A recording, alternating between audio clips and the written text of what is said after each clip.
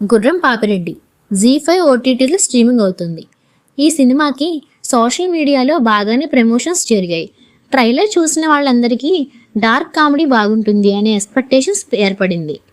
అయితే నిజంగా సినిమా ఎలా ఉందో ఇప్పుడు చూసుకుందాం. కథ ఏమిటంటే, ఈ సినిమా మెయిన్ కాన్సెప్ట్ 2 శవాలను ఎక్స్చేంజ్ చేయడం. ఈ ప్రాసెస్లో కామెడీ పుట్టించాలి అనే కొత్త ఐడియాతో కథ రాశారు. మూవీ స్టార్ట్ అయ్యాక మొదటి 15 నిమిషాలు బాగానే ఎంగేజ్ చేస్తుంది. స్టోరీ లైన్ కూడా ఇంట్రెస్టింగ్గా అనిపిస్తుంది.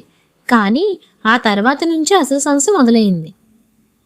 ముందే చెప్పిన సిచ్యువేషన్ని మళ్ళీ మళ్ళీ రిపీట్ చేస్తూ ఉంటారు. అదే కామెడీని తిరిగి తిరిగి చూపిస్తారు. దాంతో ఎక్కడా నవ్వురాదు. పైగా ల్యాగ్ పెరిగిపోతుంది.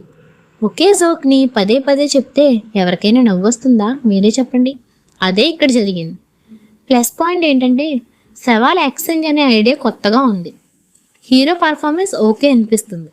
హీరోయిన్ ఫారియా అబ్దుల్లా చాలా క్యూట్గా న్యాచురల్గా నటించారు. మైనస్ పాయింట్స్: కథ కొత్తదే కానీ ప్రజెంటేషన్ పాతగా ఉంది. స్క్రీన్ ప్లే చాలా వీక్. కామెడీ అసలు వర్కౌట్ అవ్వలేదు. పాటలు ఒకటి తప్ప మిగతావి మర్చిపోయేలా ఉన్నాయి. బ్యాక్గ్రౌండ్ స్కోర్ ఎలాంటి ఇంపాక్ట్ ఇవ్వలేదు. క్యారెక్టర్స్ని సరిగా యూజ్ చేసుకోలేకపోయారు. ఫైనల్గా ఒక మాటలో చెప్పాలంటే, మొదటి 15 నిమిషాలు తప్ప మిగతా సినిమా మొత్తం ల్యాగ్ అండ్ బోరింగ్. డార్క్ కామెడీగా పెద్ద ఎక్స్పెక్టేషన్స్తో చూస్తే మాత్రం డిసప్పాయింట్ అవ్వాల్సిందే. నా రేటింగ్ 1.5.